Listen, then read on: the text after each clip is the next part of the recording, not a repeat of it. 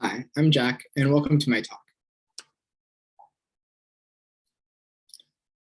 In languages with indexical shift, it can be difficult to distinguish indexically shifted complements from quotation. One common diagnostic is to check the scope of the content question items, CQIs, otherwise known as WH items. Wide scope readings of CQIs are associated with indexical shift, while narrow scope readings are associated with quotation. This diagnostic has been used to distinguish quotation and non-quotation across many indexically shifting languages, including Uyghur, a Turkic language with mandatory personal pronoun shift.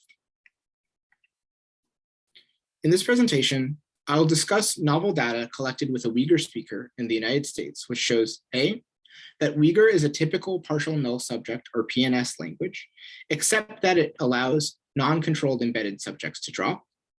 B, that Uyghur allows narrow scope readings of CQIs in places where wide scope is expected to be mandatory.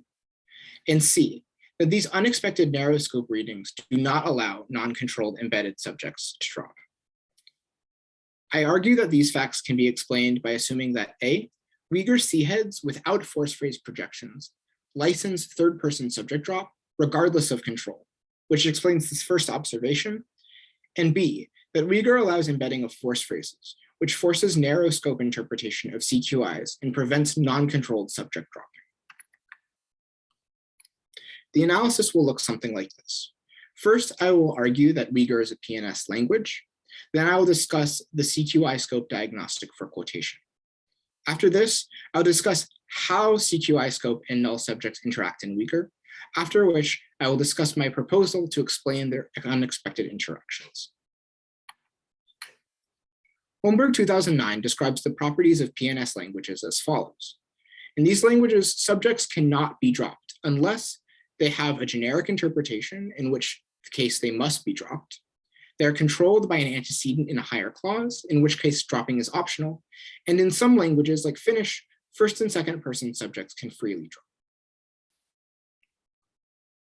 Now we'll look at Uyghur and see if it makes the cut. Uyghur allows first and second person subjects to drop freely, as seen in 5 and 6, where mun and sun can be dropped respectively. While for 7, even with a clear discourse referent in the previous sentence, matrix clause third person subjects such as u must be overt. Uyghur has mandatory third person dropping when the subject is generic, as in 8, where the third person subject ular is banned. Additionally, third-person subjects controlled by an antecedent, such as U controlled by Aisha in 9, can optionally drop. Given these facts, it seems that Uyghur is a partial null subject language. However, there's one place where Uyghur differs from typical PNS languages, and that's in 10. In 10, U is the subject of the embedded clause, but it is not co-referent with the matrix subject torso. As a result, there is no referent in this sentence which can control U. If U is to be interpreted as non-generic and is not controlled, we would expect it to be mandatorily overt in a PNS language. And yet here it is, optionally null. This is a puzzle that we will deal with later on, specifically in slide 15. Now on to CQI scope. The CQI scope diagnostic comes out of the idea that indexical shift is unique from quotation, and that while quotation is a black box where no operations between quotation and the matrix clause can occur, indexical shift allows free movement and licensing between the complement clause and the matrix. Under the Shifty operator approach, indexical shift is caused by an operator, which rewrites the referent of indexical items, but has no effect on opacity otherwise. This opacity only implies a one-way relationship, in which quotation necessarily implies narrow scope interpretation of CQIs, but the converse is not necessarily true. In fact, narrow scoping CQIs can be licensed by resultative and interrogative predicates, such as know and wonder in 12. Interestingly, quotations seem to enforce intentional reading of the complement, such as in 13, where say, a resultative predicate is typically interpreted with an extensional meaning, but gains an intentional meaning under quotation. The true diagnostic cannot tell us if something is quotational, only that if it is quotational, that it must have narrow scoping CQIs. So instead, among most of the literature, there's this implicit assumption that's made about narrow scoping CQIs, namely that narrow scope CQIs imply quotation if and only if A, the embedding predicate does not license an interrogative complement, or B, the embedding predicate's licenses an extensionally interpreted interrogative complement, but the complement instead has an intentional interpretation. We can see instances of 14a and 15a, where think, an anti-rogative predicate, can take an interrogative quotation, but not an interrogative non-quotational complement. Likewise, 14b is instantiated in 15b, where say, a resultative predicate, can license an intentional complement under quotation, but not otherwise.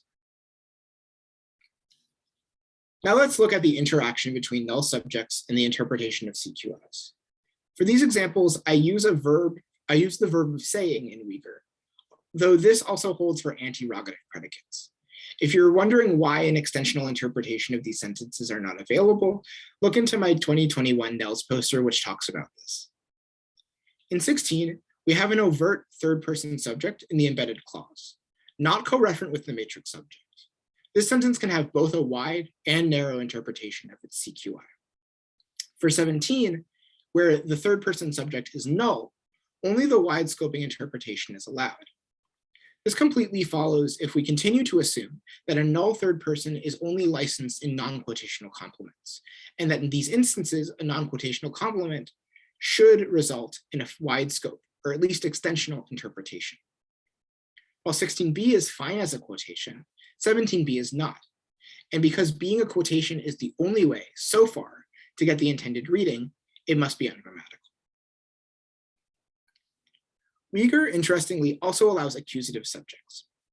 While accusative subjects are banned in matrix clauses, C18, they are perfectly fine as a replacement for their nominative counterparts in embedded clauses, such as in 19. Shklovsky and Pseudo argue that the accusative subject is in spec CP position, above any Shifty operators. One issue arises, however, is that the sentence allows both wide and narrow interpretation of CQIs. Assuming that the narrow interpretation in this case can only arise from quotation, then we should not be able to license the accusative subject, which clearly is banned in matrix clauses, as seen in 18. One solution to this can actually be found in Echeparre's 2010's analysis of Spanish K. Echeparre 2010 analyzes quotative K as a force phrase embedder. The force phrase requires that the embedded phrase be interpreted with intentional meaning, where CQI items necessarily have narrow scope. This allows intentional interrogative complements under both anti-rogative predicates and extensional predicates. In 20a, the presence of an embedded force P marked by K licenses a narrow scope interpretation of the CQI canon. Without it, the CQI must either undergo raising, as Spanish is not a WH and C2 language, or it'll be ungrammatical, as shown in 20b.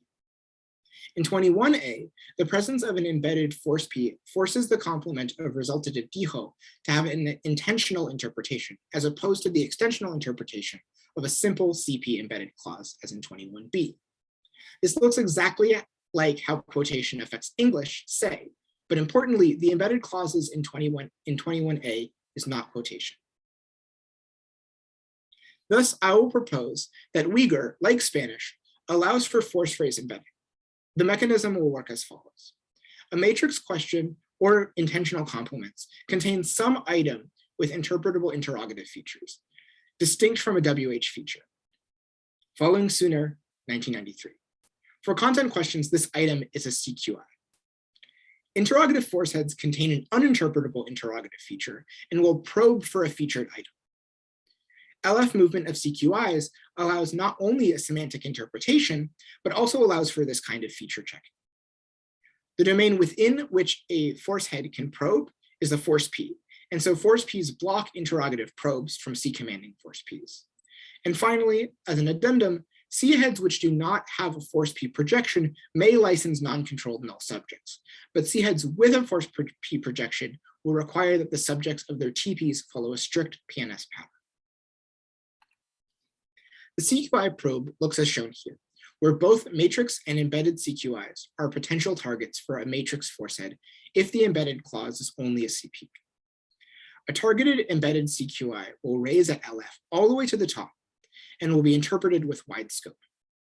If the embedded clause is a force P, then the probe from the matrix force head is blocked, and the embedded CQI is not a potential target for the matrix force head. Instead, the embedded CQI may be targeted by the embedded force head, and thus raise at LF only to the embedded force phrase, causing a narrow scope interpretation. The licensing of non-controlled subjects works as shown here, where non-controlled subjects are licensed only in embedded CPs, not embedded force Ps. This ensures that sentences with narrow scope interpretation of CQIs necessarily have an overt third-person subject, if the subject is non-controlled and non-generic. I've saved a discussion for the exact mechanism that causes forceless C-heads to license null subjects in the appendix of these slides, and I'd be happy to talk about them after the talk. But for now, we're going to move on into how this analysis accounts for the sentences we've seen so far. We see sentence 16 again here, where an overt third-person subject is present. The wide scope interpretation can be derived through the embedding of a CP, which allows the CQI to raise to the matrix clause at LF, and allows, but does not enforce, the null subject. The narrow scope interpretation can either be a quotation, as previously analyzed, or as a force P. In either case, the CQI raising is blocked, and the overt subject is mandatory. In 17, the wide scope interpretation is derived the same as 16, but with the choice to have a null subject instead of an overt. For 17b, neither force P nor quotation are allowed, as they would require an overt subject, and thus a narrow scope interpretation of the CQI is banned. For 19, the wide scope interpretation is still fine.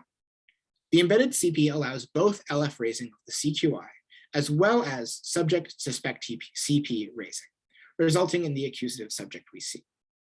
The narrow scope interpretation can only be derived with a force P, in which case the CQI is forced to have narrow scope interpretation, with the subject, still overt, can undergo movement into spec CP and be realized as accusative. This is impossible in a matrix clause. Finally, one more construction that appears in Uyghur is one in which a nominative and accusative subject seemingly both occur. Major 2021 argues that this construction is derived through prolepsis rather than raising. The proleptic DP is generated in the matrix clause with accusative case, while an embedded resumptive pronoun stays in the embedded spec TP position and receives nominative case. This construction only allows a narrow scope interpretation of CQIs. Ichipare argues that embedded force Ps form small clauses with an overt or covert DP, which allows for C selection by the predicate. I propose that this structure is the same for Uyghur, and that the DP position may be filled with an overt proleptic DP, thus ensuring that this construction only occurs with force Ps, enforcing a narrow scope interpretation in 22.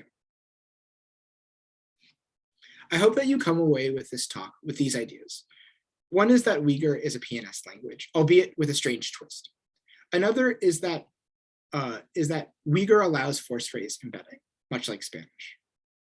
Additionally, I would like to say that we need to be careful about how we use our indexical shift diagnostics, as there are a number of ways that opacity can occur without the need for quotation. This brings me to my last point, which is that there may be a need to analyze quotational opacity as a confluence of opacities that occur in the left periphery at various syntactic levels, rather than a single end-all be-all. Just in the same way that indexical shift was originally thought to be a phenomenon relegated to and inseparable from quotation, it may be that other quotational effects, such as opacity of CQIs discussed here, actually arise from specific semantico-syntactic operators. Such a suggestion implies a potentially richer typology of the left periphery and opens up a deeper question of what quotation actually is. Thank you for listening.